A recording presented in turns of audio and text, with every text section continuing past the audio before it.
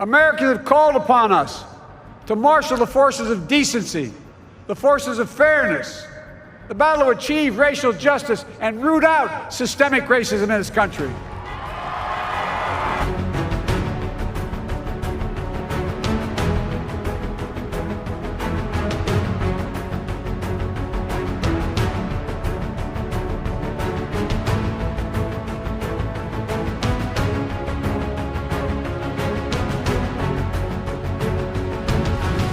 I said at the outset, I wanted to represent this campaign to represent and look like America.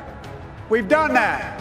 Now that's what I want the administration to look like and act like. For all those of you who voted for President Trump, I understand the disappointment tonight. I've lost a couple times myself, but now let's give each other a chance. It's time to put away the harsh rhetoric, lower the temperature, see each other again, listen to each other again. And to make progress, we have to stop treating our opponents as our enemies. They are not our enemies, they are Americans.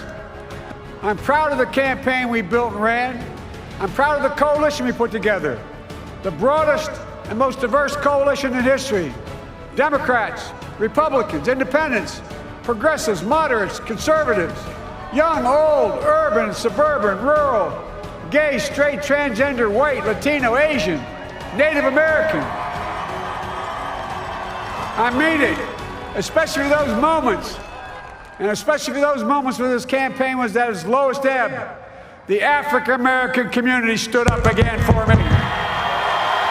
You've always had my back, and I'll have yours. Now this campaign is over. What is the will of the people? What is our mandate? I believe it's this. Americans have called upon us to marshal the forces of decency, the forces of fairness, to marshal the forces of science and the forces of hope in the great battles of our time. The battle to control the virus, the battle to build prosperity, the battle to secure your family's health care, the battle to achieve racial justice and root out systemic racism in this country.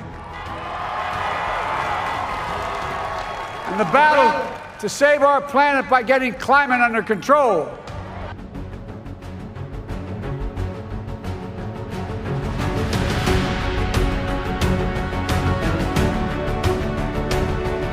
Women who fought and sacrificed so much for equality and liberty and justice for all, including the Black women who are often, too often, overlooked, but so often prove they are the backbone of our democracy.